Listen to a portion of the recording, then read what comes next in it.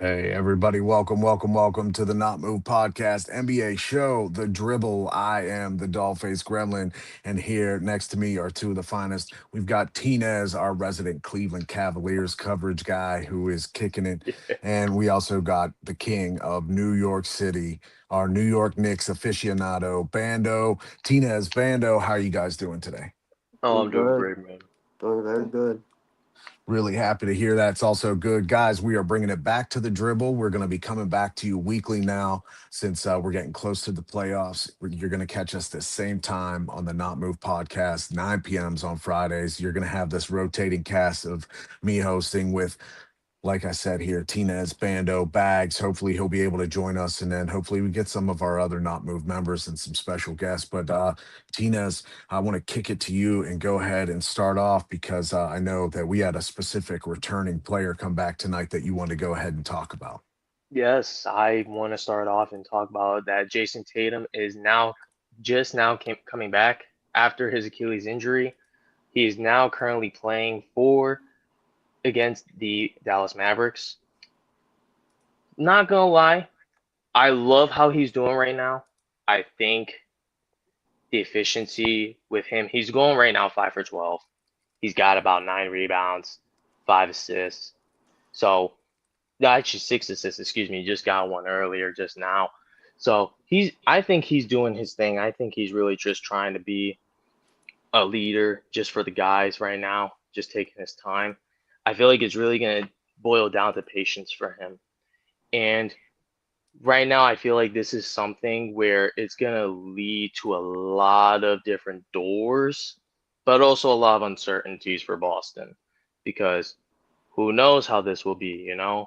Will Jason Tatum re-aggravate his injury? Will Jason Tatum be the same? Will Jason Tatum keep actually doing things how he's doing right now and change his style of play a little bit more? Right now, that's how it seems, but to me, I just feel like to me, the biggest thing is just take advantage of it. Take your time, take advantage of it, because the biggest thing is that those little movements, those little tweaks, especially during a game, bro, anything can happen. Anything can happen on the court. So my biggest thing for him is just, hey, if you're 100%, then go on. But at the same time, you got to be mentally sharp on what you're doing too. That's my biggest thing for a guy like JT. Yeah, no doubt. And I'm glad you're bringing up the game right now because as we speak, we have 8:12 left in the fourth quarter with the Celtics leading 99-87 against the Dallas Mavericks. Now, given what Tinez just said, Bando, with Jason Tatum returning, what do you think are going to be maybe some of the problems that the Celtics experience with him being implemented back into the lineup? Honestly, I don't know how they're gonna look of Tatum coming off an Achilles tear, especially coming off an Achilles tear. That's a serious injury. Some players don't come back the same player after that. That's a very serious injury. So I don't Especially know how they're mentally gonna too. play in the playoffs because he's now coming back in, and especially during playoff time. Me personally, I feel like they should have sat him for the rest of the season so he can have extra time to recover, come into the next season strong and healthy. So just throwing him out there. I agree, Bando, 100%. And that's one of the things that to me is why I say patience. You know, when you look at a guy like JT, who is really viewed as the leader for the Celtics team, but at the same time, look at what the Celtics are doing without him, right? This is where, to me, I look at Boston and I ask, hey, if you guys are doing so good right now, why don't you give this kid some time? You know, let him play during the new season and then him getting a footing back with the team chemistry with his roster. I feel like Boston doing this move now, even though I understand that he may feel like he's physically 100%, but mentally you're on a crunch time now. You get what I'm saying? You're on now a clock where you got to start getting things rolling, or else things may not go all in your favor as the way you want them to. So I'm glad you mentioned that. Yeah, one thing I do want to bring up is obviously we've been seeing some things where Jalen Brown has been kind of leaking some little things in interviews, of course, where saying that, hey, I've always had this ability in me to lead the team. And we haven't really given me this chance before and stuff, which he's right. We're not going to slander Jalen Brown at all. But I do feel like maybe this is going to be one of those meeting points potentially where this could either drive these two to become one of the top two duos in the league, right? Or maybe it starts to drive a wedge because there's no denying, in my opinion, it's when you have a Jason Tatum healthy, if he's healthy, he's a top five player in the league. Yeah, So that could definitely be for certain. yeah. So, but with you kicking it off here with the things about Jason Tatum, what are one thing I think you should touch upon, Tinez, if you can, is what is this going to do to open up the offense, hopefully for the Celtics? Because I know a lot of people are, like myself, just talking about it here, concerned with how 30, high 20s, 30-point per game Jalen Brown right now at max efficiency in his career is going to be able to coincide and coexist with Tatum coming back and trying to force his way into the lineup to be his normal self. How do you think they're going to be able to make this a dynamic offense and mesh Well, together? Well, here's the thing. I don't think it will ever be necessarily the same because, like Bando said before, it's gonna take a lot of time to really feel like he's his genuine self, right? Especially mentally. Yes, he may feel 100% physically, but a lot of the things right now are going to be much more mental, especially when you're starting to look at schemes, right? So, as you see, like for example, right now, yeah, Jalen Brown right now has got a 22, he's 8 for 15, but JT, he's actually helping JB by still having that 5 for 14, giving him that ease. Like, hey, you can give me the ball in the hands and I can still make a bucket. Yeah, maybe I might not be as effective as I was before, but I can still grab for a board, pass the ball, and move around and find open spaces for my teammates and my brothers. You know what I'm saying? Especially for a guy like Jalen Brown, who is actually trying to help floor raise a team like Boston. So honestly, if they keep doing that for JT, I feel like it's actually going to benefit people around the team as well. Guys like Derek White, guys like Jalen Brown, even Pitch, Pitchcard. How do you say his name? Pitchcard? Payne Pritchard. Pitchard. Sorry, I can't pronounce his name. Sorry, apologies. Those three, I feel like, are going to really coexist into a guy like Jason Tatum, especially if he's going to keep facilitating and moving this ball around. Because it doesn't always have to go to his hands. I feel like now it's where I think the team itself is trying to coexist more around taking their time around with Tatum. And I think that's what really matters. I don't think it's just going to have to go with Tatum doing this by himself because we see that with a lot with athletes where they want to deal with that by itself, and the next thing you know, what happens? They struggle, right? They get beaten down, they get broken down. This is where we're seeing Boston kind of not just Jalen Brown, but even everybody, I feel like trying to find their footing in together with him again. And I feel like it's going to take some time, but right now I see it slowly working. It's slowly working. Yeah, I But this agree. is one game, so This who is one knows? game. And to transition into another team here that we're going to hand off to Bando, the Hornets are playing the Miami Heat right now. We have 5:48 left in the fourth quarter with the Heat winning 115-108. So the Hornets still have some time, obviously. And of course, with the Mm. Hornets, we have to talk about who's leading the big man, Con Knipple. But LaMelo Ball and Brandon Miller, 21 from Ball, 22 from Miller right now, 18 from Con Knipple. Obviously, you guys know how I feel about the Swarm. I'm all about this Hornets life now. As the team I've chosen, gonna ride with the ship. Bando. Hornets have just been awesome lately. Starting to see this young team come together. What do you think? They a up and coming team. They a rising team. They on a 6 game win streak right now. Even though they down 115 when the wait 4 minutes left, there's still a lot of basketball left. They could win that game, but Lamelo Ball's balling out. Brandon Miller's balling out on both sides of the ball, on the offensive and defensive side. And Con Knipple is probably the most efficient scorer on that team.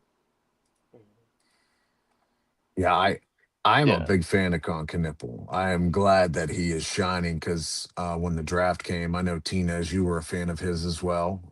hmm If But he honestly, my bad to interject. no, go ahead, I know brother. you heard me say my name, but for me, he's kind of one of those guys where he's just really good at the spot up. I mean, honestly, the way I see him play a lot of times more than not, I know this may sound a little funny because I did mention before we started. He reminds me of like a Klay Thompson, someone that's really able to take his time to get the bucket, someone that can do a little bit of everything. He has the capability of doing all things, but I feel like where he really focuses on is his efficiency throughout the shot selection. He's a really good spot up shooter, I feel like. He's one of those that just really likes to take his time, especially with the three ball too. So to me, hey, if you got it, gang, keep going. Yeah, to Take be advantage. fair, to give Khan some props, his effective field goal percentage right now is 61%. He's doing great. He's shooting 43 from 3 points. He already made He's uh shooting passed the 55, record. 50. Yeah, And didn't he just pass the record for most 3 pointers made by a rookie? I think So so. And he's shooting 50% from the field as a rookie and shooting 86% from the free throw.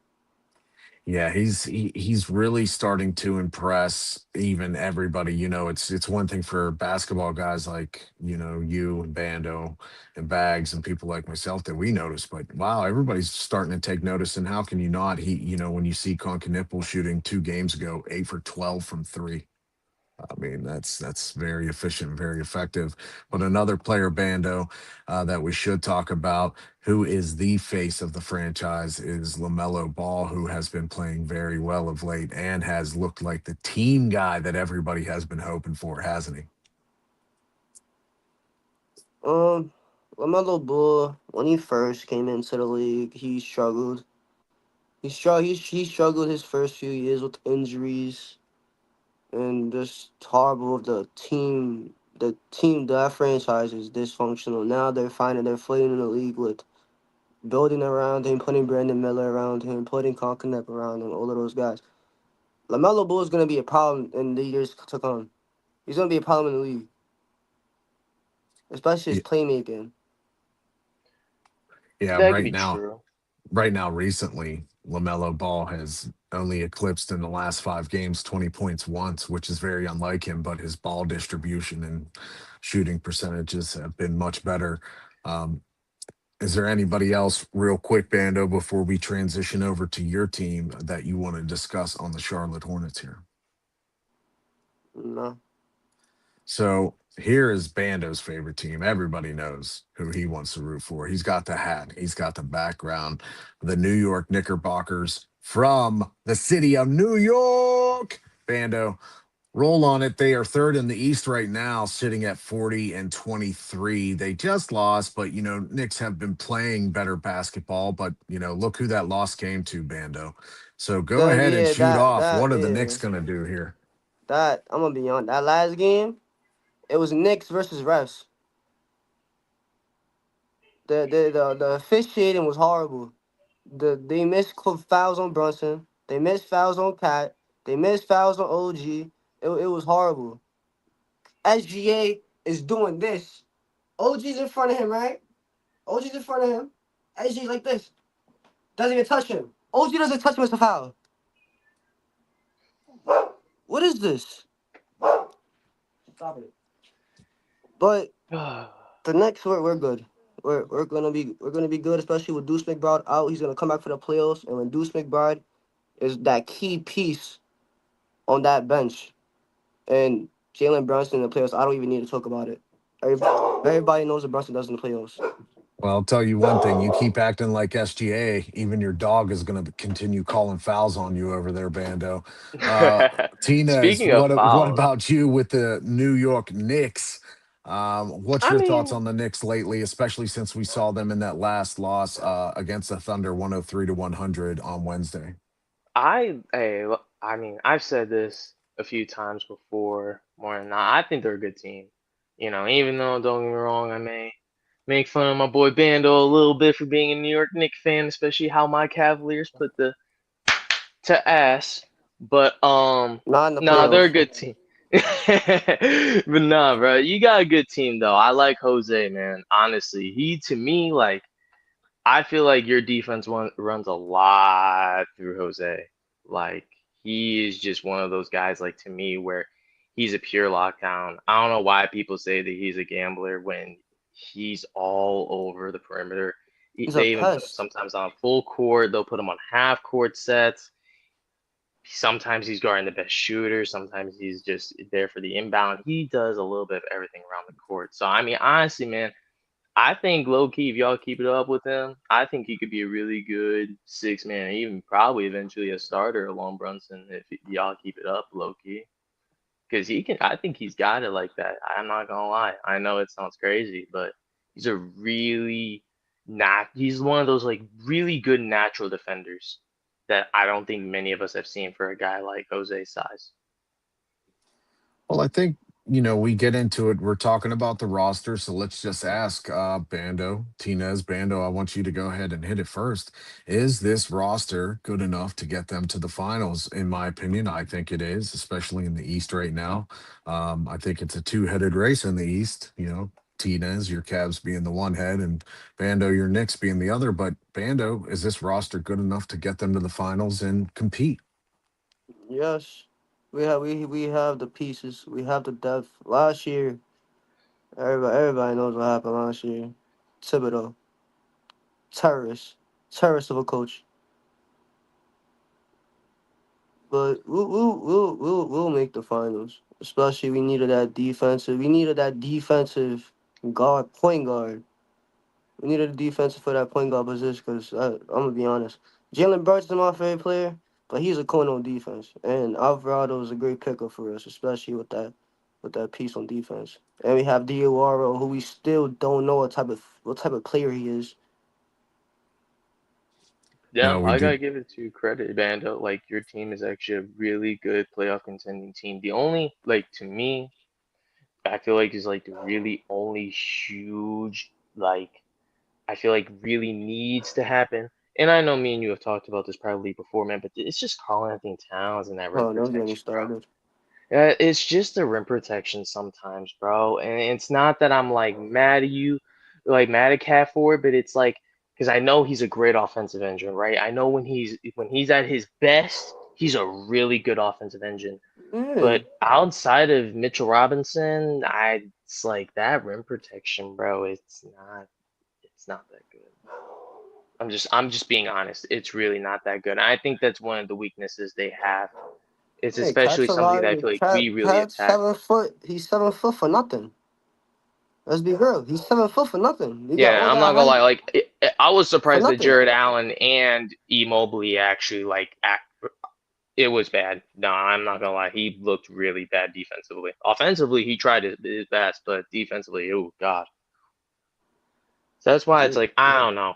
I don't really you, see them you going to the finals, but I definitely see them being a highly playoff contending team. Definitely a team that could definitely make it to the conference finals. Tinez, we know you know how I feel about Cat. I don't like Cat. I don't like him. I get it. I know. I know. Well, with that, we'll move on to the next topic here, which is for Tinez. You wanted to talk about the Pistons and what kind of pressure that they're under to continue their pace at being the number one seed with such a young team and a young group of guys that are just figuring out, really how to win since last year. They now have lost two, unfortunately, and also they lost a key piece in their team. Go ahead, Tinez. Tell us about the Pistons a little bit. Yeah, no, I mean, right now, from the past couple weeks I've seen them, I mean, I think they're a really good team offensively. I'm not gonna lie. I just feel like a lot of the things that do struggle is just sometimes a little bit of the key things defensively, especially around the perimeter. I mean, don't get me wrong, their rim protection is spot on. Jalen Duren, Thompson, absolutely great. But after losing it to a team like the San Antonio Spurs, and I'm not gonna lie, it did not like the Spurs game did not look pretty at all. Let me try to see if I can actually find that game real quick. But It was during bad. that game too, what was his name? First name was like Ashur Thompson. I'm pretty sure his first name is A sore A Thompson. sore. Ashur Thompson. Thank you. I always get his name mixed up, but yeah, no, he like in the first 2 minutes of the game instantly got ankle injury, so that was one of the key pieces that really like took away a lot of their defensive construction, and especially in rim protection, which really explained how good of a night the Spurs did with having Wemby 38 points, 12 for 24, 16 rebounds. He was Four everywhere. blocks. Hmm. 4 blocks. Yep, 4 blocks as well. My bad. I didn't pull up the full stat. Yep, you're right. 5 blocks actually. Five. Fuck. Yep, Yeah, yeah, and, five and and the blocks. funny thing about that game, he wasn't the only one to be throwing up those blocks. Carter Bryant had three, Yep, Castle one, falling Fox behind. one, Vassell one. And you're also looking at a major reason they shut the Pistons down the first and fourth Yeah, they quarter. did. I'm not gonna lie, for us, like speaking as a Cavs fan, I think it was a little bit tougher for us, but I think that's just because we're much more of a slower offensive paced team. We really like taking our time with the ball, especially with James Harden now, who is really one of those guys where he loves to I feel like right now he's really trying to pass first, so it makes sense why a lot of that pace is gonna really be much slower, but it's a little bit more efficient than how we've been before. So I'm glad about it. I think right now. It's just the Pistons just got to get back up, man. I mean, I'm not gonna lie. You get two back-to-back really tough games, and you just couldn't get it done. Uh, I don't know. I don't know. Like I don't know if they're gonna be. They might be able to stay. They might be able to solidify first, but I can't really full on say it right now if they're gonna keep playing the way they're playing, and especially if they're gonna have injuries on the side of those type of games that really matter. That is going to really be a problem and it's going to expose them once playoff time comes too. Well, Wait, Tinez, real time quick. out, Tinez. Are y'all Yeah. seeing that? Yeah, Tinez, your boy supposedly there's a trade that Max Crosby is getting traded to the Ravens. Oh wow! I ain't even. Uh, Oh, I'm gonna have to look into so that. Yep. Woohoo! Our man in the booth, JB of the Not Move podcast, the main man here, he has been providing us this information. But Max Crosby is with the Ravens now, and wow, gotta say, good addition for you, Tinez. I am actually It's, glad he is one of my personal like favorite defensive linemen right now in the league. He's so electrifying, man. My gosh, definitely deserves it. I mean, as a Steelers fan, that doesn't look good for me in the division, but hey, it is apparently okay. So we have two first rounds that you sent that way from Max Crosby. We'll touch upon this, I'm sure, on the football show, but 26th and 27th, two first round picks for this year and next year for Max Crosby. Real quick, Tinez, are those picks well spent? I think so. I definitely think so, especially for a guy like Max Crosby who's been a multi All Pro. I mean, we need another D line, especially after the injury from a guy like Matabike, who's been a very good interior, definitely good in the interior. Probably one of the, in my eyes, one of the best D tackles in the league. So having a guy like him, Mike Green, bro. Just to be a first round interview. Continue. Uh, Bando, I hope you're a Giants fan. I know you're not talking as a Giants fan, buddy. I know you're not. I'm playing. well, we'll get off that disgusting topic of those disgusting birds that come from Baltimore. Yeah. Now back to the good stuff. Rust Belt. Um, So, one last topic before we start breaking into some teams, because we do want to break into the top 10 teams real quick from each conference before we get into anything. And then we're going to end the show with some, early playoff predictions for the play ins and stuff. But, Bando, Jalen Brown, my friend, you have something that you would like to bring up about Jalen Brown that you were talking with us off air that I think Tinez and I would really like for you to go ahead. We're going to clear the floor. We're going to let the lane open up and let you go I'm ahead gonna, and I'm gonna make it break it down happen. like this. I'm gonna break it down like this. These Boston Celtic fans and other Jalen Brown fans think he's this great, right? He's this great of a player, right? So tell me why is it when Jalen Brown is off the court, the Celtics are plus 15, and why he's on the court they're plus 4? That's nasty. That's I'm, nasty. I'm not going to lie. That is nasty. That That's is nuts. nasty. Yikes. And speaking of nasty, the Celtics closed out. They did win 120-100 against the Mavericks. Jason Tatum finishing with 15 points. He only made one more shot after the 12 points we initially talked about earlier today. And the leading scorer for Boston this game, of course, is the man who Bando is saying is nasty with a plus 20 with plus minus rating, 24 points, 9 of 17 shooting, 2 for 5 from 3. Jaylen Brown leading the way for Boston.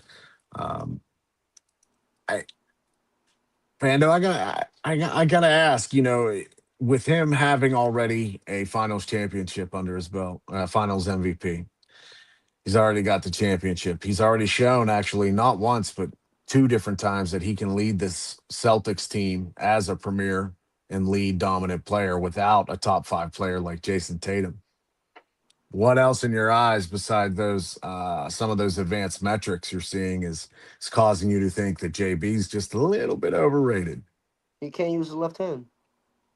When you force him left, it's a turnover every time. He That's fixed basket. that. That's He that's that's fixed that. that's basketball 101.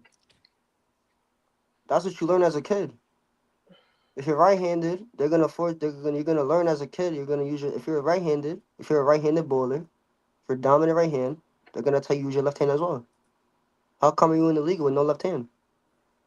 And when we played them in the second round, we forced them left. There was a bunch of turnovers. Tinez, I got to hear what you have to say about this. I can see you thinking over there and putting some thoughts together.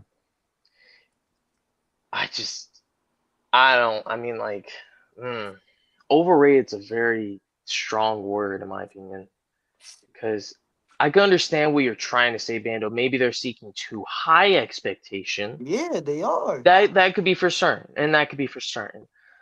But at the same time, you also have to look at for what he is doing, right? The way I see it, yes, okay. Do I feel like JB deserves a lot of the praise he's getting? Yes and no. Yes and no. Yes, because I feel like he's a very impactful player for the team like Boston, who is actually right now just floor raised an entire 55 plus games without their star player. So I mean, to me that speaks a little bit of fucking work. I'm not gonna lie. I mean, don't get me wrong. I get it, right? There are some times where he can be a little insufficient, definitely have some bad games, right? And I get that. But at the end of the day, man, the man's one of the best two-way guards you'll probably see in the league.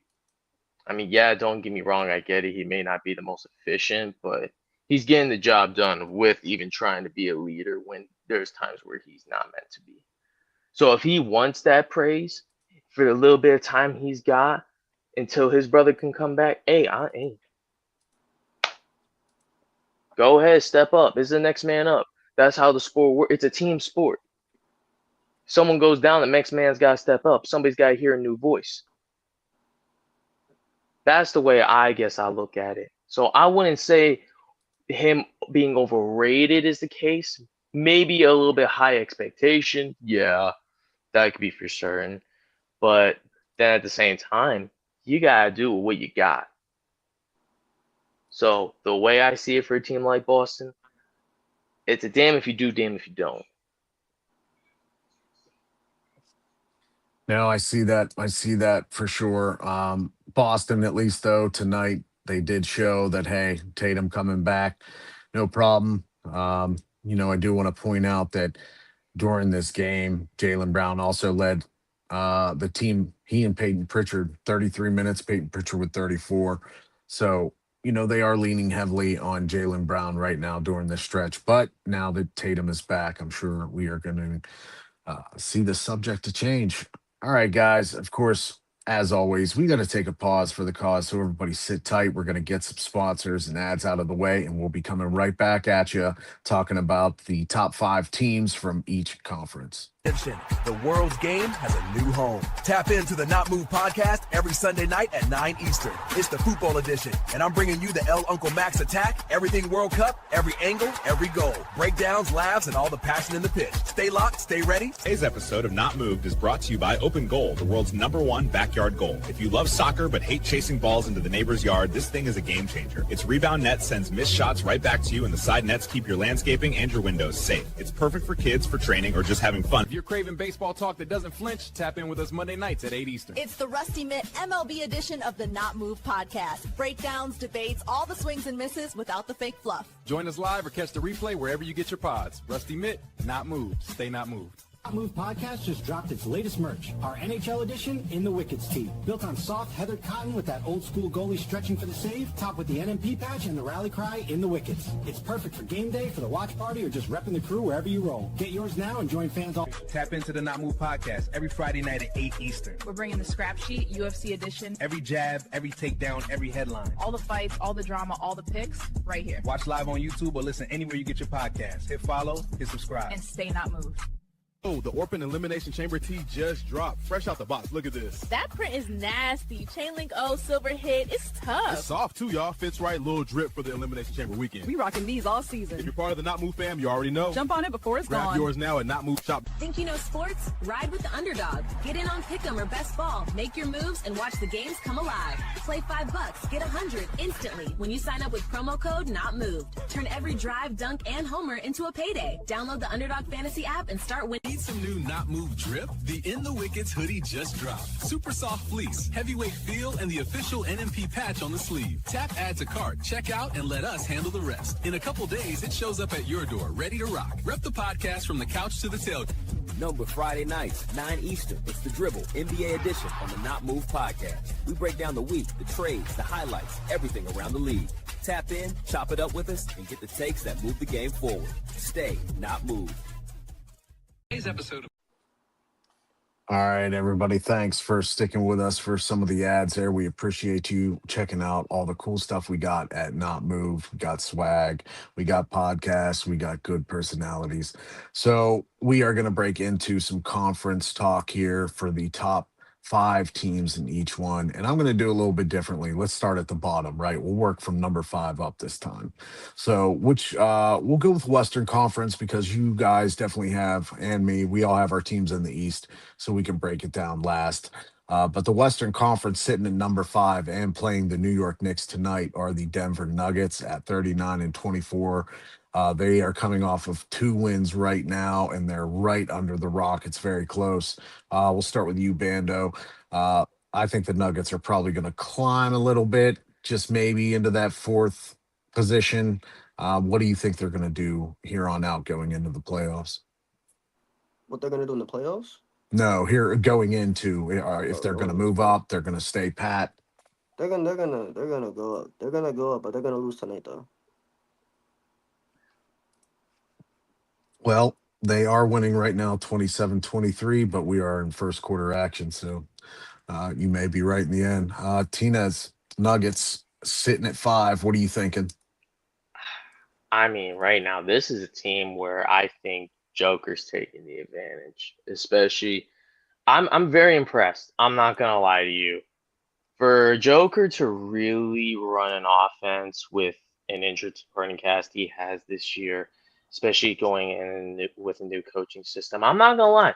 Them sitting at 5 is very, very, very impressive. Especially after having some injuries with Aaron Gordon. You had some injuries with Payne Watson, if I'm pretty sure, right? If I'm correct. So, I mean, 2 very good role players that in my eyes I feel like Jokic definitely utilizes a lot on. But Jamal Murray, man, he's too is stepping up. I'm not gonna lie. I forgot what was the last game they faced. It was against, let me look here. It was Lakers.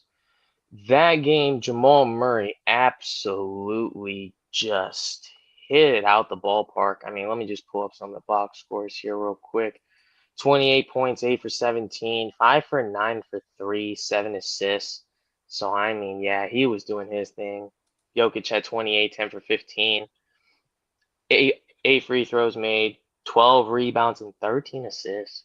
9 turnovers, though. So, it was a very scrappy game. I'm not going to lie to you. But, honestly, I'm very impressed with the way they're both very stepping up, especially guys like Christian Braun, who he's been efficient. He's been playing a lot this year. I mean, right, even recently against the Lakers, he played like a whole 40 minutes. So, I mean, they're getting at it. they're using their role players and they're doing their thing. Even old vets like Tim Hardaway too, who's still doing his thing from the 3 ball, 2 for 4, 4 for 7 from the field. So if they keep it up with if Jokic keeps it up with the role players he got, and if Jamal Murray can keep shooting like he's doing, hey, I like it. I'm not gonna lie, I'm very impressed, very very impressed, especially with the lack of supporting cast they have right now. So we have next number 4 position, the Rockets. They're sitting at 38-23, losers of 1, 6-4 in their last 10. Rockets are a tricky team to gauge right now, given some of the recent problems we've seen with clutch time scoring. Tinez, how do you think the Rockets are going to fare making this playoff push, sitting at the 4 seed right now? I'm not gonna lie, I think this is gonna be where I'm not gonna lie, I do see them probably dropping to at least the 5th. I kind of see the Nuggets taking the advantage here and probably rising to at least the 4th, maybe 3rd seed, depending on how things go, to be honest. I mean, right now, I feel like KD, I mean, he's been doing his best, but I just don't feel like he's really leading the team like he's supposed to. I mean, don't get me wrong, they got a lot of young talent out there. They've been trying to do their thing, but then when you go out and, for example, you face a team like Portland, who you're expected to win a game against a team like Portland Trailblazers, but right now it's like I feel like there's times where they stoop down to their standard, and it's like, I'm not saying Portland's a bad team. I'm just saying with what KD's got and the young talent he has, should be a little bit better in my opinion, especially in the defensive side of things. Especially for a guy like Terry Eason, who's a very decent rim protector as well. I feel like they definitely need to start utilizing him more. Sengun hasn't really been doing the best. He's been in a slope, so there's some uncertainties, but who knows? They may open certain doors. Who knows? Bando, we got the Rockets against the Trailblazers right now. Rockets winning 72-69 in the 3rd quarter. How do you feel about the Rockets? Do you agree with Tinez that they're probably going to drop a little bit going into this playoff push? Yeah, they're gonna drop. Me personally, I feel like the Rockets are mid and coming into this playoffs, they're probably gonna be a 1st-round exit. If they keep playing the way how they're playing, they're gonna be a 1st-round exit. Yeah, I think this is still a young team. I think even with the addition of KD, might be a next year run rather than we're looking at a this year run.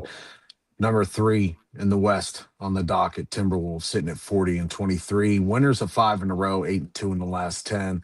Looks like Anthony Edwards is doing the same thing he does at this time every year. He just starts to play better. We'll start with you, Bando. What do you think Timberwolves are looking like right now and how they're making their push? Honestly, I haven't really been watching the Timberwolves, so I really can't speak on it. But they're on a push, but they're not gonna go far. This West is it's very strong. You're gonna have to go through the Spurs.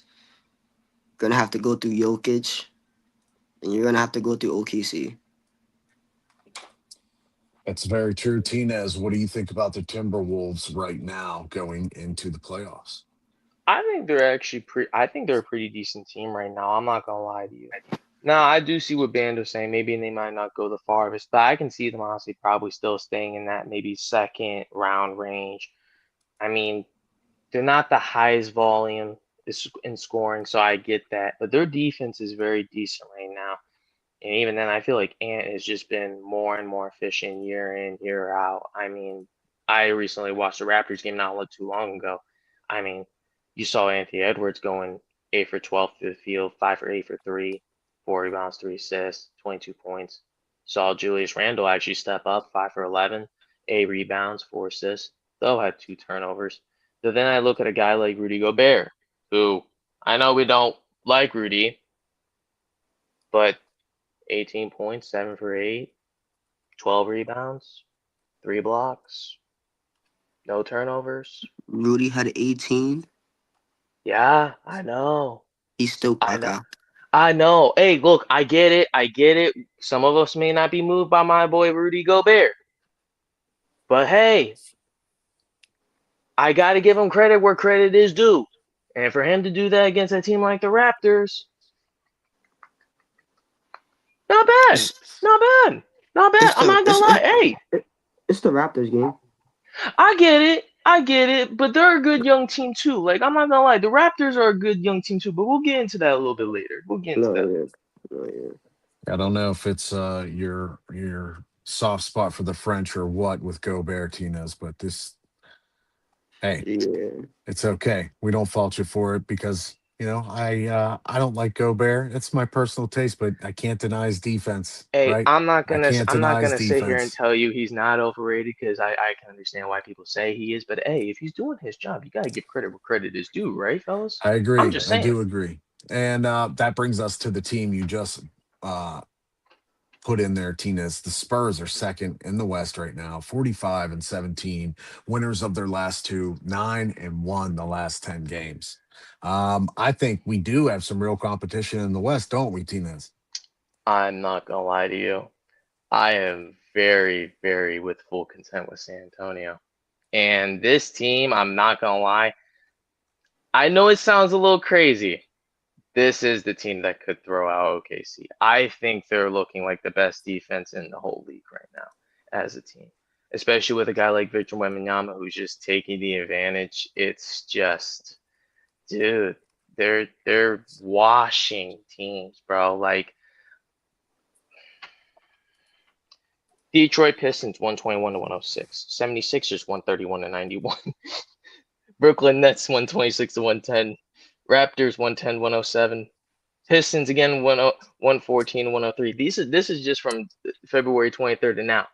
They are steamrolling through these fucking teams. And it's crazy because when you look at what San Antonio has, especially with a De'Aaron Fox, who, yeah, people don't really see him as the best. I understand, there's a lot of times where he can fuck up more than not. But then I also look at Vassell and Castle, who are both actually been very stepping up very well, especially Castle, which honestly, for a guard, he's doing his thing. For them two, playing the 1 through the 3, they're both really doing their thing, especially defensively wise around the perimeter. They're two probably one of my favorite guards when I'm looking at defense. I mean, they are just taking advantage straight up, and especially Wemby. Dear God, dude, he's just been a monster in the paint. I think I won't be surprised if he wins DPOY. I think he definitely is solidified for it, honestly. Yeah, I'm with you. I think he is too. Bando Spurs. I like the Spurs. I'm going to go off a little bit after you, but what do you think about our boy Victor Wembanyama and this young team with him? They could make a push. They could make, but my only thing is playoff experience. That matters. That matters. Playoff basketball is different from regular season basketball. It's a whole different ball game. More physical. It's way more physical basketball. But me personally, I feel like they could be OKC because let's be real. Let's be real.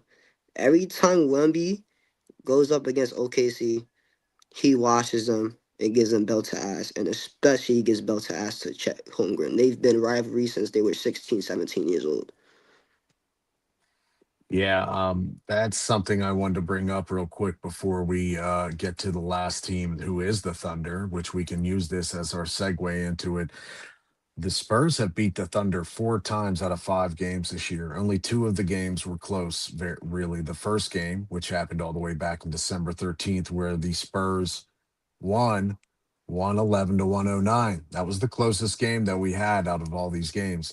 The next closest was when the Spurs won 117 to 102. Well, actually, sorry, when the Spurs won 116 to 106, which was the last meeting February 4th. The Thunder have one win against the Spurs team way back on the 13th of January, 119 to 98. Even though they are the number one seed, Bando, they have a team that seems to be their kryptonite in the Spurs. So, Bando, what about the Thunder? Now we know what their kryptonite is. Do Mid. they even see their kryptonite in the playoffs is really what the No. question is. No. Wemby's gonna step it up. And me personally, I feel like the Thunder are overrated at mid. Yeah, the Thunder right now, I wouldn't go that far because obviously I know there are conversations about Shea being a foul merchant and all that noise, but they are winners of 4, 8-10 in their 8-2 in their last 10, sitting with a record of 49-15. Tinez, they are still the best in the NBA, still in the best in the West, but what do you think about what Bando thinks they are starting to become a team that people seem to believe can be beat? I think they could be beaten definitely for sure, especially for a team like the Spurs. Do I think the Thunder will go far? Yeah, I definitely could see them in the Western Conference, though. If it's going to be against anybody, I won't be surprised if it's San Antonio. Just like Bando said, I think Victor and that Spurs team is going to make a push. I mean, like I said before, sometimes history repeats itself, and hey, they're the Spurs. Like I said, the Spurs are taking the advantage, and right now the Thunder, yeah, they're winning. Don't get me wrong, but I feel like once it comes to playoff time, and once you start really seeing where everybody's at, I think that's where Oklahoma City Thunder's really going to question themselves. Hey, are we really the best team, or are you going to get humbled? Because sometimes that can happen, right? It's very hard to win the second time. I think we all know that. Especially after winning a ring, it's very hard to repeat. I think Exactly. this is going to be one of those where I don't see them repeating. And it's not that they're not a good contending team. I just feel like that there is other teams right now, especially in the West, that really could make a push, especially if they're fully healthy. The Mm-hmm. Spurs, I think honestly, even the Nuggets could even make a push if they are all fully healthy. I really do. I think these two teams are really those three. I feel like are going to go the farthest, in my opinion, out of the Western Conference. So it's gonna be a battle for Oklahoma. I'm not gonna lie, though. I'm not gonna sit here and say they're overrated. I still think they're a very good team, especially on the defensive side. Though Shea is definitely doing his thing in the offensive end. I'm not gonna lie, even though people say he's a foul merchant, but we've seen it from many Hall of Famers. I know we've seen it differently more times than not with Shea, but we've seen it from all kinds of different Hall of Famers. So at the end of the day, I feel like maybe something's got to change, or hey, just call it. Just call it fair. It's atrocious from Shea. It's atrocious. It makes my eyes hurt. Well, I'm going to say this. I don't. I'm not going to blame Shea for the fouls being called against him. He's not the one going out there and telling them to call the fouls. He's not the one going out there and giving them money to call these fouls. He's not doing anything like that. It's the problem is ultimately the refs. I think we can all agree on that, really. Um, but we are going to move the Eastern Conference now because this is where the you guys and myself we have all of our favorite teams sitting in. Mine more so on the last topic, which is going to be play and talk. But let's start off with number 5 with the Raptors sitting at 35-27, losers of their last two, in a bit on a downward trajectory as of late. They have been very even, 5-5. Tinez, what do you think about the Raptors right now at this moment in time? I think they might probably go to a slight recessive, especially with the 76ers, especially getting up in pace, who are in the sixth seed, but they're looking very close too. But the Raptors, I feel like, are a very good team. I don't feel like they'll go far, but I feel like with the young supporting cast they have, especially with alongside a guy like Brandon Ingram, who, yeah, don't get me wrong, he may not be the highest high volume scorer, but hey, guy is right now giving you about 22, 4 and 6. So I mean, hey, if you can do what means to do, then shoot, get it done. I mean, he's shooting right now 47 from the field, almost 40% from three, 37 to be exact. So I mean, they're efficient all throughout. I mean, there's not a single one of them in the starting lineup that's not shooting from between 45, 50%. I mean, they're all between 50, 45, 47, even 69 from Patel. So I mean, I think they're a good team. I just feel like like I said before, with the Western, I just feel like if these other teams just start coming up, we're gonna start seeing them probably go on a slight recessive. I feel like. They're efficient. I feel like they're a very good team, but they are very slow tempo offense. They very much value a little bit more on their defensive side more than not. How about you, Bando, with the Raptors? What are your feelings on them right now and how they currently sit? They're up the 5th seed. Right now, they're at the 5th seed overall. Yeah. He's shocked.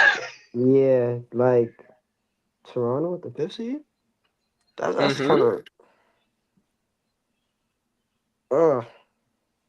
it's a little shocking to me. Me personally, I don't feel like they're a good team. I'm gonna be honest. They're not a good team. They're gonna drop off. I mean, personally, I feel like they're gonna be in the play-in. I'm not. These last few games, they're gonna lose. You think they're gonna drop that far in the play-in? They're gonna drop far a lot. They're gonna drop off. I mean, I could see them maybe as low as the 6th seed, but 7, 8, really? It could happen. It could happen, but well, I just feel like they're very efficient. Yeah, and the team there's one team below them, team who won tonight, and the Hornets. Hornets and Heat and Magic are all playing better now. They're starting to play a little bit better. 76ers need to get out of this funk, but the Raptors being so average right now is hurting them severely with the Heat, Hornets, and Magic all starting to hit their stride. But the next team, number 4 here, comfortably sitting at the 4th seed, battling for the 3rd. We have the Cavaliers sitting at 39 and 24 with their last 10, going 7-3, and winners of their last 2. Bando, go ahead and get your negative thoughts about this garbage team out.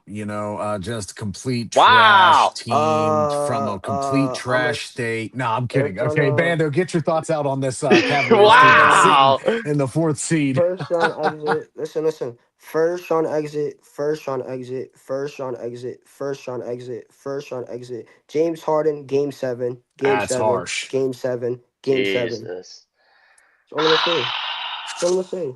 Watch y'all go to a Game 7. James Harden is gonna sell the shit out of y'all. Watch. I don't agree. I personally don't agree. I'm sorry. Like I get it, and look, I get it, right? And I've been saying this a lot of times. I mean, y'all can go to my TikTok. I be doing lives almost every day. I mean, it's just one of those things where, and I get it, right? We've seen this from past history from James Harden, where he is the high volume scorer more than not. And recently, he tried to be, especially without Donovan Mitchell. But the way I see them, if they really can be cohesive with the offense they have right now, I'm not gonna lie. There's a lot more times than not where James Harden, if anything, he's really lowered his, to be honest, production as a scorer. And what I mean by that is that it's not that he's not doing anything adequately as a scorer. He's just not doing those attempts. He's more of the facilitator now. I'm seeing him utilize so much of Jared Allen and Evan Mobley to where I feel like the way that James Harden is seeing it is that our big man is going to take us as far as we can go. They are. I feel like, to me, I don't even feel like people are really harping so much on James Harden. I feel like a lot of the pressure is more on our big men, Jared Allen and Evan Mobley, who are really more so the defensive anchors of the team. They're the protection of the Landauer defense.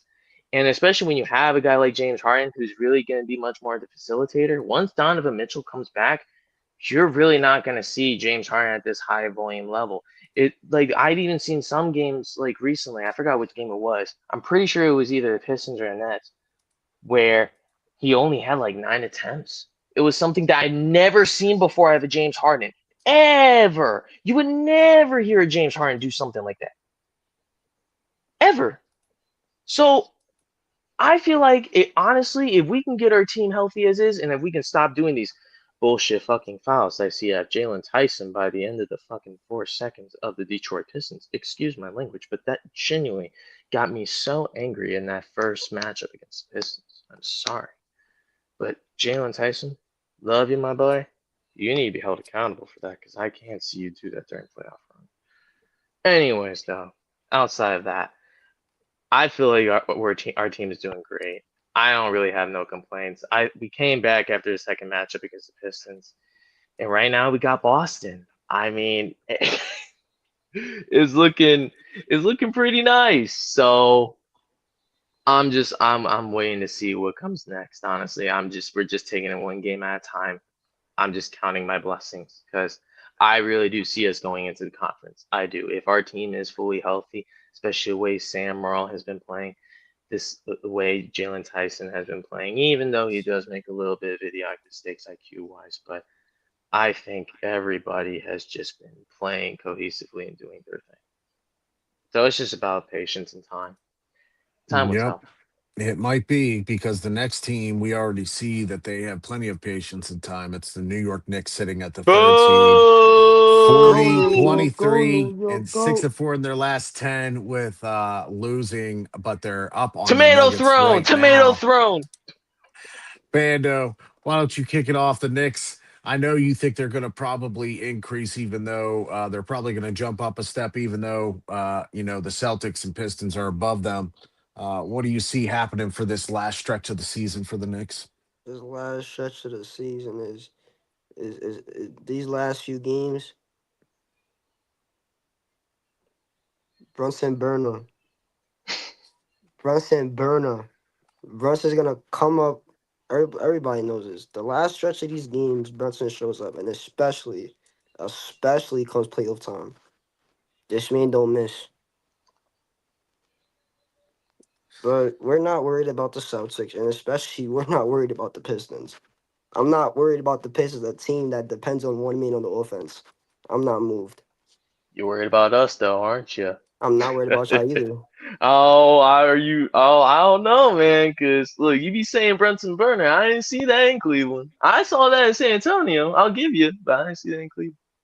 And I don't know. In Oklahoma, he did that, but that When he's the only one there with OG Anunoby and Mitchell I Robinson get it. out, I get it, but look, at the same time, when you asking the guy to be the guy, and especially against teams like that, where hey, we got like we'll a see. tough East matchup right now. We need you to win this fucking game. We'll see. We'll see in playoffs. I get We'll it. see in the Yeah, we definitely playoffs. will. We will. And it's gonna be a great matchup. And It when we is every see y'all, year. we're gonna bust your ass. I love Drink watching two belly. guys who underachieve talk. It's great. Um, Uh, it reminds me of me and you, Graham. It reminds me of me and you. Old Nah, man, times. because at least with our other sports teams, we see championships.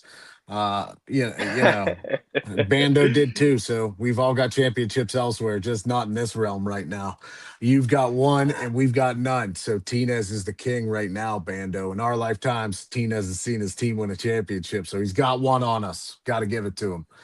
But having said that, Tinez, I think the Knicks are going to stay pat at 3. I think, if anything, they're going to increase to 2 with the Cavaliers trailing behind them. The number 2 team we're going to talk about now is the Celtics, 42-21. They just won tonight.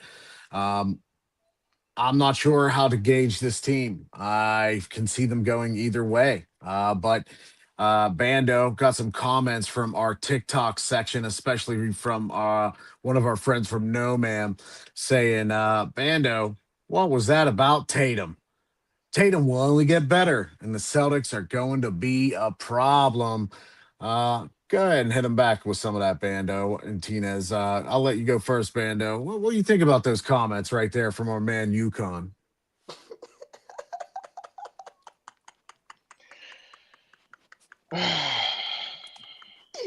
Oh, I'm just gonna laugh at it.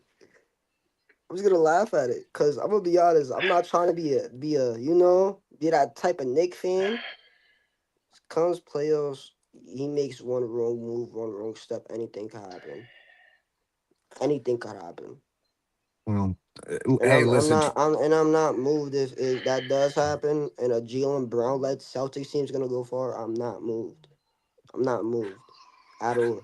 He's gonna Listen, fold. I am all about starting the player haters ball against the Celtics and starting that hate, hate, hate, hate, hate, hate chant. So Tinez, uh, what do you think about the Celtics? What do you think they're going to do? Right now, they're just sitting at 2, right behind the Pistons, but it seems like, they're mixing and matching but with a win tonight, they're going to get. I don't know. It sounds like to me they might get their stuff back on track to be that number 1 team in the East, and I don't like that. I don't like seeing the Celtics being that top team again. What do you think? I don't. That's the thing. I actually see them in a slight recessive. Even though they look good right now, But here's what you have to understand: it's one game, right? I understand that we may be less for Boston fans, for sake, as far as Tatum coming back and seeing what he's doing right now, and then I understand that.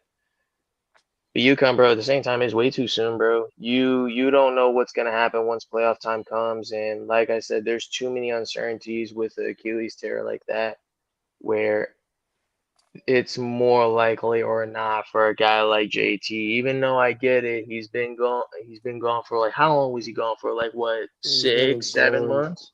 He's been gone since round 2 of the playoffs last year. So yeah, about 7, 8 months. So I mean, usually that stuff, especially mentally, doesn't heal in 8 months. I promise you, none of those type of injuries. So I mean, I feel like when it comes to regular season goes, I don't see them in the second seed, honestly. I really don't. I could see, honestly, it could really go either way. They might stay the same, they might drop, but I don't see them going any higher. I don't see them going higher. If anything, they might hit a plateau or a recessive. Just with the fact that there's way too many uncertainties.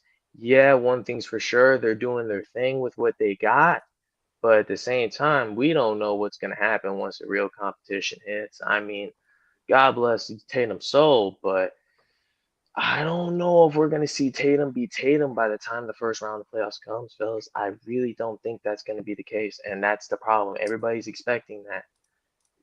These kind of injuries take time and patience. When you don't have that kind of time and patience, you are pressured. That goes for any athlete. You are pressured. And it's a You're mental expected thing to do too. more. Right, you're expected to do more. So this is where, like earlier in the beginning of the podcast, where I really questioned, like, why is Boston making this move if they're already doing good without him, right? Hmm. So that's where I'm a little conflicted. I'm not gonna lie to you because it's like, yes, okay, we see so much from Jason Tatum, but at the same time, we're seeing a lot more from the team of what they already got. So I don't know. I feel like trying to crank the engine for Tatum is just give him the time to heal and go by the protocol. Once he's out of the protocol and we see him do these 30, 40-minute productions, and if stuff does happen, then we can have him accountable. But right now, let's not say he's gonna do better or worse, because at the end of the day, we really don't know what's gonna happen once he really starts playing those real live time minutes. That's the way I see it. It's too No, early. it is too early to tell. And we'll go ahead and brush up on this last topic, guys. We're going to go with who is in the play in positions. Of course, we're going to talk about the 7, 8, 9, 10 slots. We will do the West just like we did before. In the West, 7, 8, 9, 10. We have sitting at 7, the Suns, 8, Warriors, 9, the Clippers, and 10, the Trailblazers. I fully think that the Trailblazers might leapfrog the Clippers. What do you guys think as to get to that 9 position? Hmm. Because right now the Trailblazers are playing a lot better. Yeah, they've been They 5-5 are. in their last 10, They are but playing a lot better. But at the but same time, They right just, now, I they feel just, like they gotta my win these bad, last Bando. few games. They gotta win these last few games. Yeah, yeah. They gotta beat the home stretch. That's the thing. I think really what it's gonna boil down to teams like Trailblazers and Clippers is they just gotta lock in the last stretch. I mean, I'm not gonna lie, Kawhi's been doing his thing, but we know how Kawhi can be sometimes, especially when it comes to his unavailability more Hmm. times than not. But hey, if he's given what he's got and if the Clippers are able to make the play in, I won't be surprised if they would.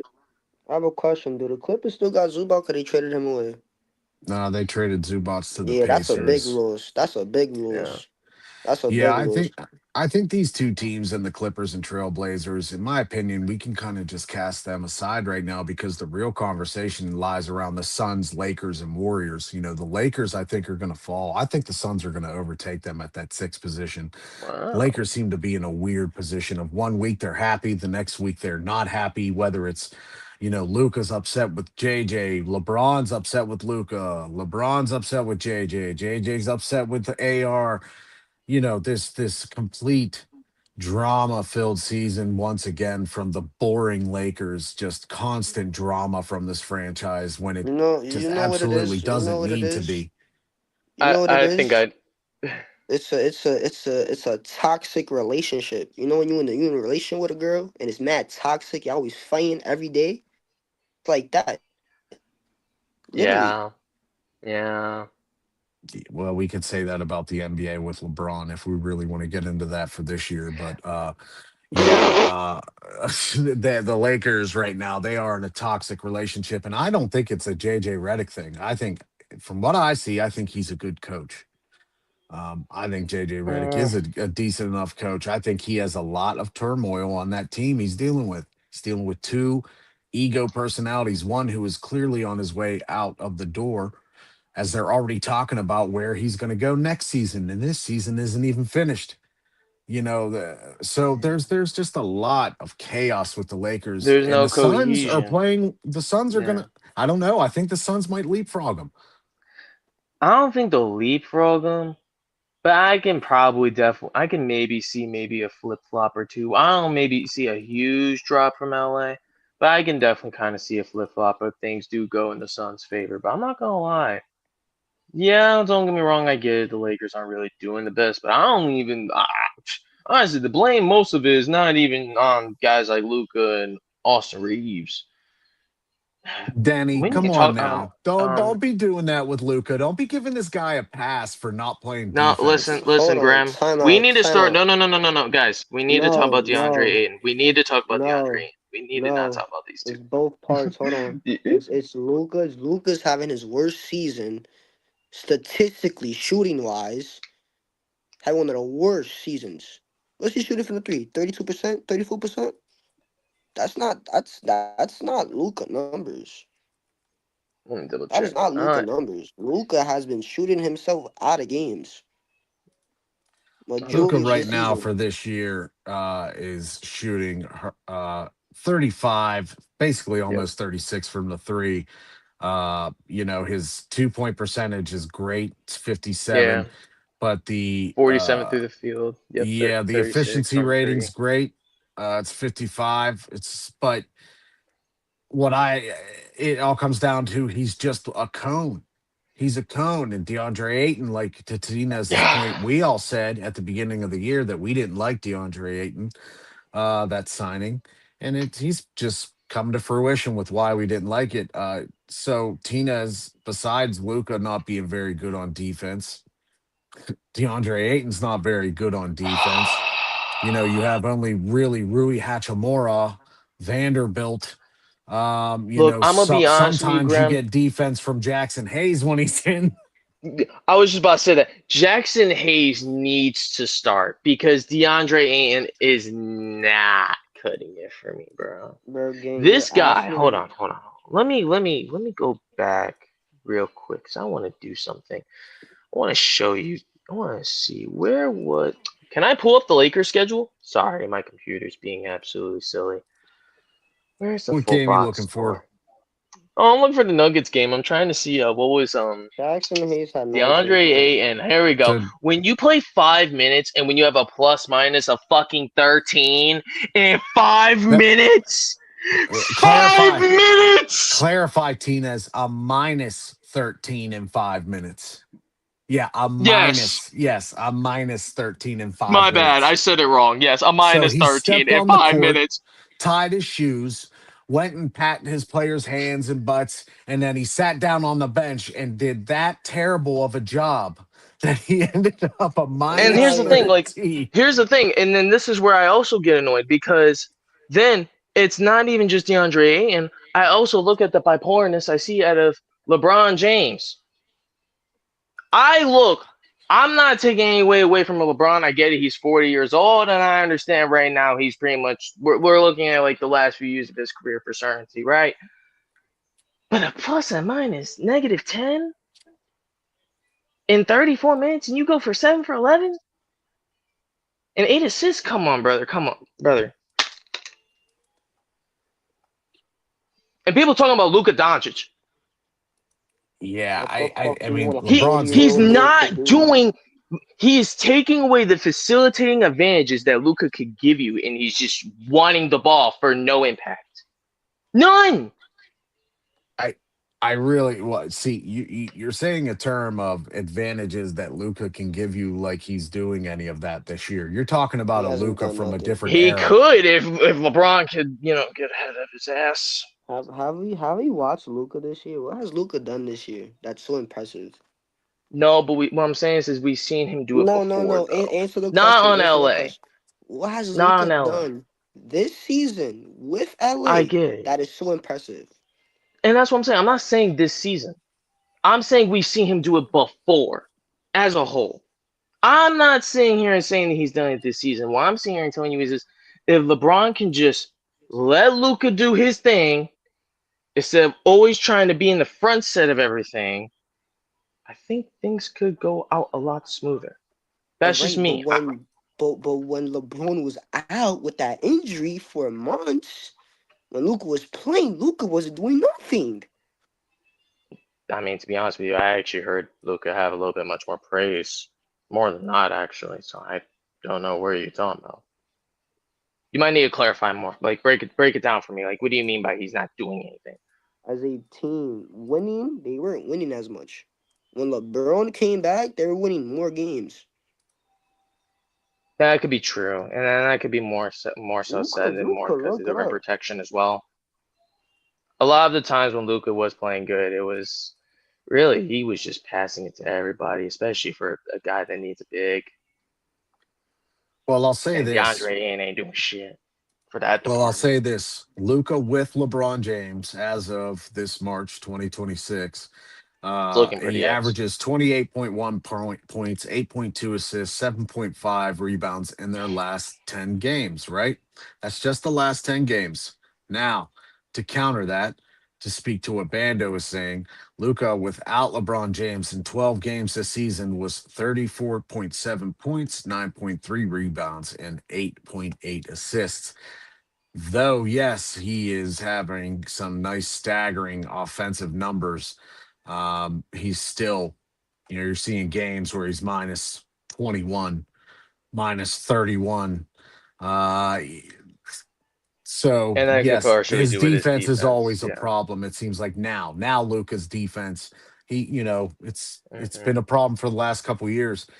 With or without LeBron, you can see the defensive numbers don't change really. The Yeah, offensive numbers don't. change. Yeah, and that's always been how Luke has been. I'm not gonna take that away. That is true.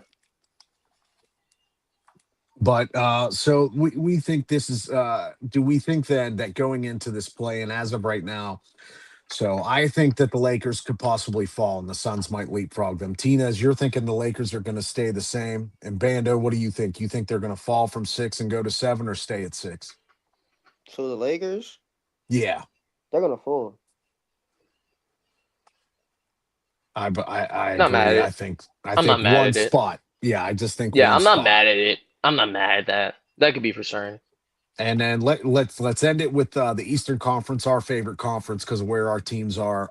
We have at the 10, 7, 8, 9, 10. We have the Heat 7, Magic 8, Hawks 9, Hornets 10. I think the Hornets might come up into the 9 position. I still think they're battling in a 9 or 10 game to end this season, just to see who's going to play the loser of the 7, 8 seed game.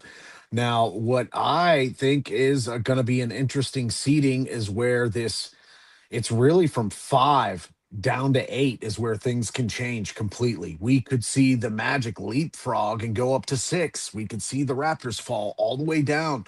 This is an interesting area. 5 to 8 is Raptors, 76ers, Heat, and Magic. And that's really the teams right there that we're looking for in this last section of 7 and 8.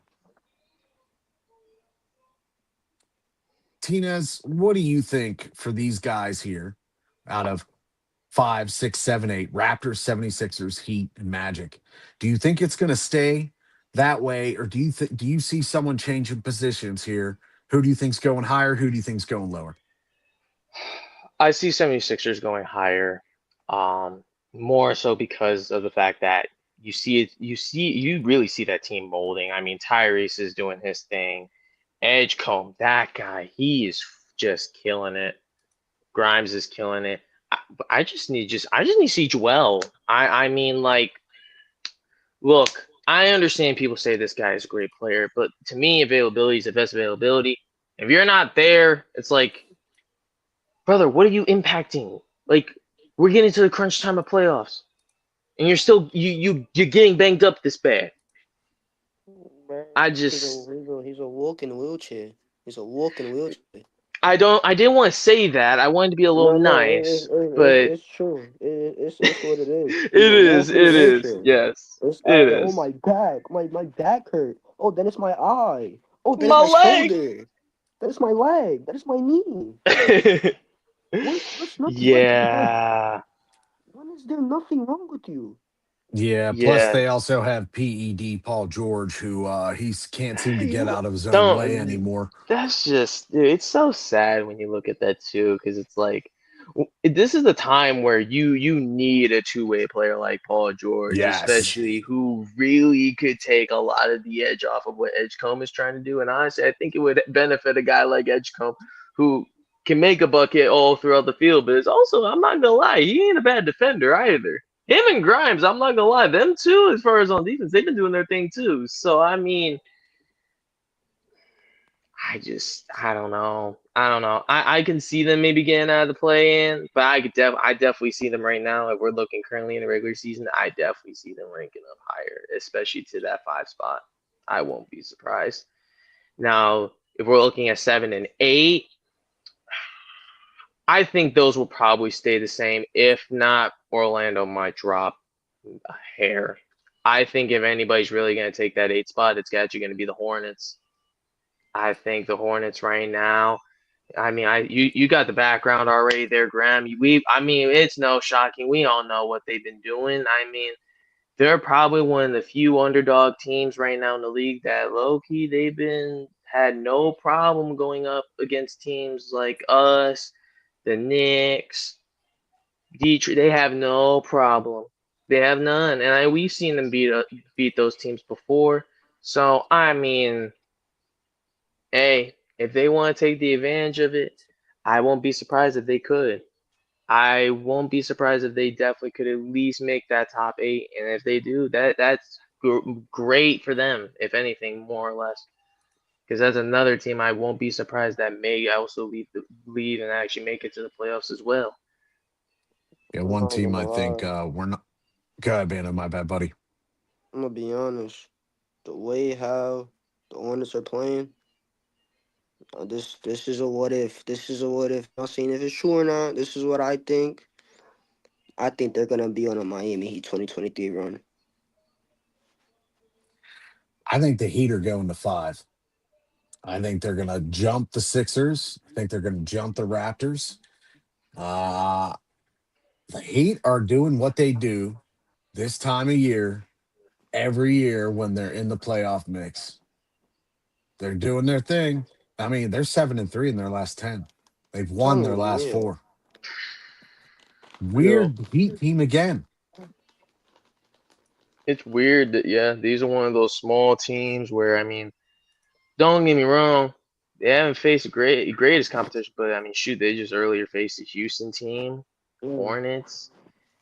I mean, even more But so, more than not, they've also had good performances against the 76ers, even though they lost, but it was still a great fight, 124, 117. So, I mean, yeah, no, they're really trying their best to actually make themselves definitely a contender as well.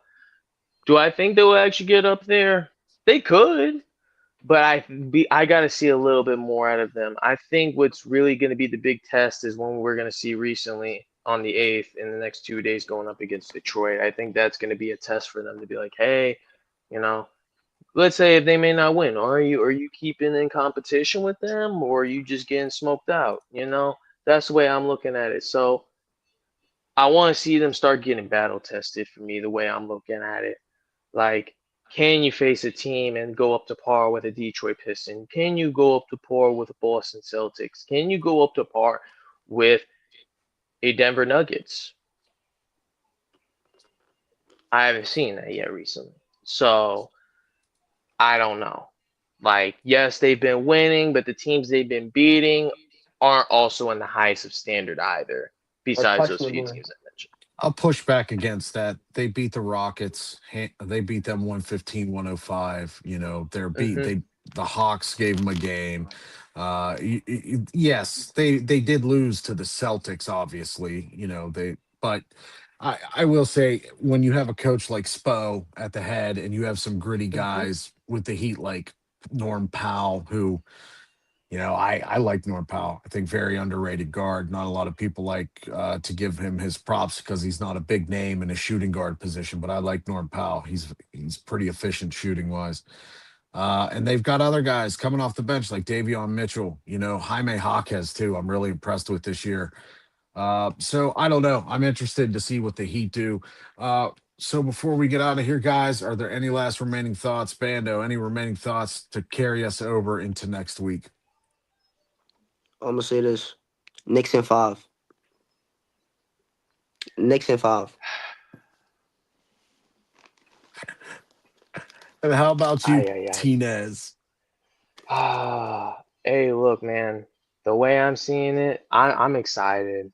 I'm very excited, and honestly, the only thing I want to say is this: playoff time is coming, so we better get ready, cause shit's gonna get real really fucking quick.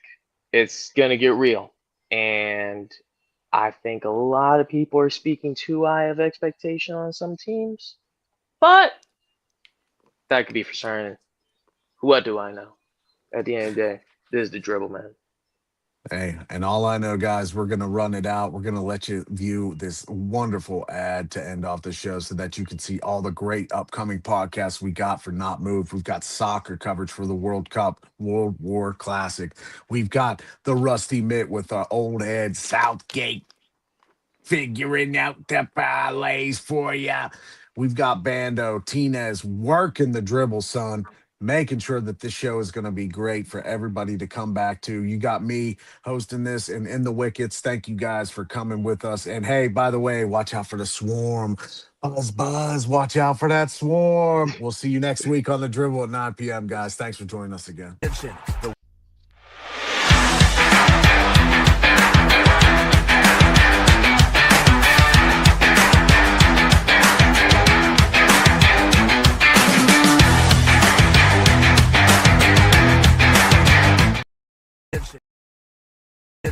The world's game has a new home. Tap into the Not Move podcast every Sunday night at 9 Eastern. It's the football edition, and I'm bringing you the El Uncle Max attack, everything World Cup, every angle, every goal. Breakdowns, laughs, and all the passion in the pitch. Stay locked, stay ready. Today's episode of Not Moved is brought to you by Open Goal, the world's #1 backyard goal. If you love soccer but hate chasing balls into the neighbor's yard, this thing is a game changer. Its rebound net sends missed shots right back to you, and the side nets keep your landscaping and your windows safe. It's perfect for kids, for training, or just having fun. If you're craving baseball talk that doesn't flinch, tap in with us Monday nights at 8 Eastern. It's the Rusty Mitt MLB edition of the Not Move podcast. Breakdowns, debates, all the swings and misses without the fake fluff. Join us live or catch the replay wherever you get your pods. Rusty Mitt, not moved. Stay not moved. Not Move Podcast just dropped its latest merch, our NHL edition in the Wickets tee. Built on soft heathered cotton with that old school goalie stretching for the save, topped with the NMP patch and the rally cry in the Wickets. It's perfect for game day, for the watch party, or just repping the crew wherever you roll. Get yours now and join fans all. Tap into the Not Move Podcast every Friday night at 8 Eastern. We're bringing the scrap sheet, UFC edition. Every jab, every takedown, every headline. All the fights, all the drama, all the picks, right here. Watch live on YouTube or listen anywhere you get your podcast. Hit follow, hit subscribe. And stay not moved.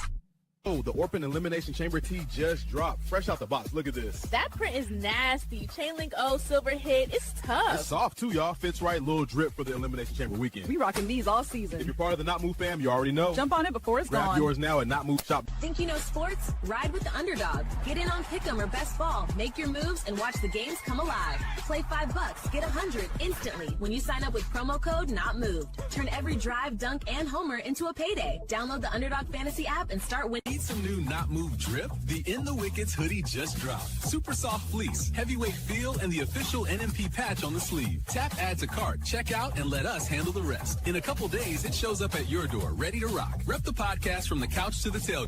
Known but Friday nights, 9 Eastern. It's the Dribble NBA edition on the Not Move podcast. We break down the week, the trades, the highlights, everything around the league.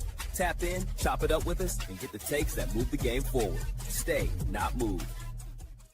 Today's episode of the Not Move podcast is brought to you by Walmart.com. With our storefront in the Walmart app, you can get everything you need, pick up or have it delivered. We ordered dinner while recording and it showed up before we wrapped. Better good sweet corn and burrata ravioli. Nerdy protein drinks, even St. Patrick's Day treats. Walmart.com. Today's episode of Not Moved is brought to you by Open Goal, the world's #1 backyard goal. If you love soccer but hate chasing balls into the neighbor's yard, this thing is a game changer. Its rebound net sends missed shots right back to you, and the side nets keep your landscaping and your windows safe. It's perfect for kids, for training, or just having fun. Coming up with BetUS, the sports book that lets you wager anywhere in the country. And we're giving you a massive edge. Use promo code NOTMOVE when you sign up and get a 100% match on your first 3 deposits. Plus, there's a 200% crypto bonus up to $27.50. Football, hoops, baseball, soccer, it's all in play. The actual Not Move, fam. Southgate edition just landed and it's fire. Check the tee, watch out for the skis and the wickets. Hockey stick, cricket wickets, all vibes. We got hoodies, mugs, caps, beanies, whatever you need. Cop yours before they The Not Move podcast is fueled by W Energy. Smooth, jitter-free focus, and flavors that slap. Mango, berry, watermelon. Whatever gets you locked in, they've got it. Hit up W.GG, use promo code NOTMOVED, and snag 10% off your order. Stay not moved, stay energized. Every Thursday night, the Not Move podcast drops a new episode of In the Wickets. Our deep dive on everything around the NHL. We break down the plays, the trades, the stats, and the stories that matter. Plus a few hot takes along the way. Join us live at 8 p.m. Eastern or catch it on your favorite podcast app right after. Same energy, same on it. This episode of the Not Move podcast is brought to you by the MLB Shop. They have every team's gear, from classic caps to World Baseball Classic hoodies, all official and all ready for game day. Tap the link in our bio to head straight to the shop and snag your favorite merch. Today's episode is brought to you by the NFL Pro Shop. If you want to rep your squad with fresh gear, this is where you get it. Jerseys, hats, hoodies. Even the sideline stuff. It's all there and it's all official. Hit the Not Move link in our bio. Gear up for Tuesday nights just got louder. Ringside Rewind is live every week, 9 Eastern. We're breaking down Raw, SmackDown, and everything leading into the weekend. If it happens between the ropes, we're talking about it. Deep dives, hot takes, and a few surprise And replays. a whole lot of arguing. Yeah, but the good kind. Ringside Rewind. Right here on TikTok, the Not Move podcast presents you Southgate's Parlays. Break the bookies, not your bank. For just $9.99 a day or $49.99 a week, you get the daily fire picks delivered straight to your phone and a direct line to Southgate himself in our private Discord. Tap the link, grab your membership at notmoveshop.com. Move Podcast has new merch. Watch out for the skies, Southgate edition, premium cottons, bold print. Support the movement. Stay not moved. Grab yours at notmoveshop.fourthwall.com. Basketball nights just got even bigger. With NMP and MyBookie, you can bet on every matchup, no matter where you live. Tap in, pick your spread, and watch the action unfold. Start wagering in every state with NMP and their sponsor, MyBookie.ag. Use promo code NOTMOVED for up to $125. Morning bettors, welcome back to Angling the Odds on the Not Move podcast. Every Monday and Friday, we tear into the lines, probabilities, and hidden edges across the boards. We run the numbers, chart the trends, and find value plays so you can tilt the odds your way. Live at 10:30 Eastern. Mark it, lock it, and join the conversation.